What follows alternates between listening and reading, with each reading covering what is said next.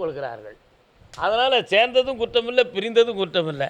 காலமும் நேரமும் கணக்கை மாற்றியாச்சுன்னா அதனால் அந்த தொழிலும் அமையும், அந்த துணையும் இந்த பிறவியில் உனக்கு உண்டு. எடுத்து போட்டு கூட சேர்த்துக்கா, நல்ல ட்ரெஸ் எல்லாம் எடுத்து போட்டு நல்லா இருடா தம்பி. இல்லை எதடா மறைக்க முடியும், விட்டு பாசத்து. நாளைக்கு காலையில் என்னை பார்த்து போ, உனக்கு சொன்னது தொண்டை கட்டிட்டு கொஞ்சம் வெண்ணி குடிச்சுக்கிறது.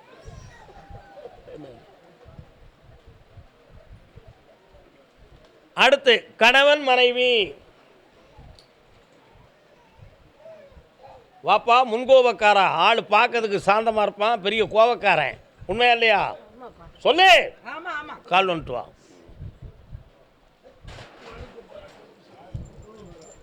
என்னது ஆடு வந்திருக்கு, ஆட்டை கட்டி போடுறா. டே தம்பி, ஆட்டை கட்டி போடு, நம்ம விட்டு ஆடு தான். உட்காருங்க. உடம்புல யாருக்கு ஒரு வீக்கம் இருந்துச்சா? யாருக்கு அது? எனக்கு முதுகுல இருந்தது. ஆப்ரேஷன் பண்ணியாச்சா? அப்படிலாம் ஒன்றும் இல்லையா, அது நம்ம பெரிய மக டாக்டர் இருக்கிறதுனால அது மாத்திரை மருந்து சாப்பிட்டு முடிச்சிட்டேன். கொஞ்சம் அளவுக்கு பண்ணியிருக்கு. அது தசை கட்டியா கொழுப்பு கட்டியா? சாதாரணமாக கொழுப்பு கட்டின்னு சொன்னாங்க. கொழுப்பு கட்டி நல்லா கரெக்டாக ரிசர்ச் பண்ணீங்களாமா? கிளவு உட்காரமா. அவர் பார்த்து சொன்னார். பயாப்சி பண்ணீங்களா? அது அவர் பார்த்து நிறைய செக் பண்ணார். கால் வந்துட்டு வாங்க. ஏக்கா நீ உட்காருக்கா, அவனை எழுப்பு. நிச்சயமா இருக்கா கோவக்கார முறை எந்திக்கட்டும். என்னென்ன நினைச்சிருக்க, உன்னுடைய கட்டுமனைக்கு நான் போய் பார்த்தேன். சேவர் கொடியுடைய முருகப்பெருமான் காட்சி அளிக்கிறார். முருகன் எங்கே இருக்கிறார்? நம்ம கிராமத்து பக்கத்துல இருக்க வீராபுரம் முருகன் கோயில். வீராபுரத்து முருகப்பெருமான் நம்ம நிலத்துக்கு பக்கத்துல முருகன் இருக்கார். அதான் சேவர் கொடியோடு செந்தமிழ் குமரன் இருக்கும் இடத்தை கண்டேன். உன்னுடைய குடும்பத்தில் பையனுக்கு இருதார யோகம் உடைய மகன், அவனுக்கு திருமூல நட்சத்திரம், அவனுக்கு கல்யாணம் நடக்கும். முத பிள்ளை, ரெண்டாவது பிள்ளை, 2 பிள்ளையுமே பொம்பளை பிள்ளையாக பிறக்கும். பொம்பளை பிள்ளையாக பிறந்த உடனே கல்யாணம், இப்போது முதல்ல கல்யாணம் முடித்த 6வது மாதத்தில் உன் மருமகா ஒரு சின்ன கோணக்களியை கிண்டுவா.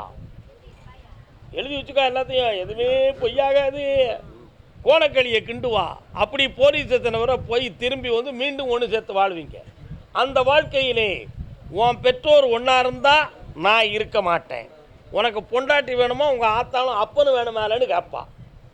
நீங்கள்லாம் சொல்லுவீங்க, மகனே நீ நல்லா இருந்தால் போதும், என்னையை பற்றி நினைக்காதங்கடா, நானும் உங்கள் அம்மாவும் எப்படினாலும் காலம் கழிச்சிருவோம், நீங்கள் சந்தோஷமாக இருந்தால் அந்த மகிழ்ச்சி போதும் நீங்கள் மனதார சொல்லிடுவீங்க. அதுக்கு பிறகு குழந்தை ஜனனமாகும். பிறக்கின்ற முதல் பிள்ளை பொம்பளை பிள்ளை. ஆண் தெய்வத்தினுடைய பேர் எம்பெருமான் நாராயணனுடைய பெயரை தழுவி வரக்கூடிய பெண்ணாமம். அடுத்து ஒரு பொம்பளை பிள்ளை அன்னை ஆதி பராசக்தியின் பெயருடைய பிள்ளையாக இருக்கும். ஒரு பிள்ளைக்கு மேலே வேண்டாம்னு கட் பண்ண சொல்லுவா ஓ மருமகா. அது அப்படி நடக்காது. கண்டிப்பாக 2 பிள்ளை பெற்று தான் ஆகணும், நடந்தே ஆகும், மாற்றமே இல்லை. புரியுதா? சம்மந்தம் கலக்கிற பொம்பளைக்கு கண்ணில் ஒரு அடையாளம் இருக்கும். யாருக்கு? மருமகளுடைய ஆத்தாவுக்கு. அவன் மூஞ்ச பார்த்தாலே இருக்கும். கால் வந்துட்டு வா, அடையாளத்தெல்லாம் சொல்லியாச்சு.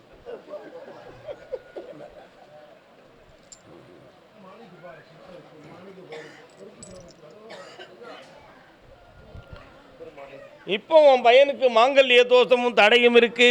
அதனால இதுகால வரை எதுவுமே நடக்கவில்லை. பிரதோஷத்தன்னைக்கு நந்தியை வணங்கினீர்களா? நீங்க போறீங்க என்ன? நந்தீஸ்வரனை கேட்டேன். சிவதூது அனுப்பி கழுத்தில் இருக்கும் நாகபாசத்தை இறக்கி கல்யாண காலத்தை உருவாக்கி வெற்றியாக்கி தந்தா போதுமா? ஒரு பக்கத்து இடுப்பு, ஒரு பக்கத்து முட்டு, காலில் வீக்கமும் வலியும் தெரியுது. அந்த வலி அப்பப்போ வந்துட்டு போய்கிட்டே இருக்கு. இது நீர் சம்பந்தமான வலி, குழப்பமில்லை, வெற்றியாக்கி தரேன். காலையிலனே பார்த்துட்டு போண்டா. காசு பணத்தோட நல்லா இருப்பான், மகிழ்ச்சியா இருக்கு. கல்யாண பத்திரிக்கை முத பத்திரிக்கை என்கிட்ட வரட்டும், நல்லா இருங்கோ. காலைல பார்த்து போங்க. ஏன்னு கேட்கணுமா? ஏம்மா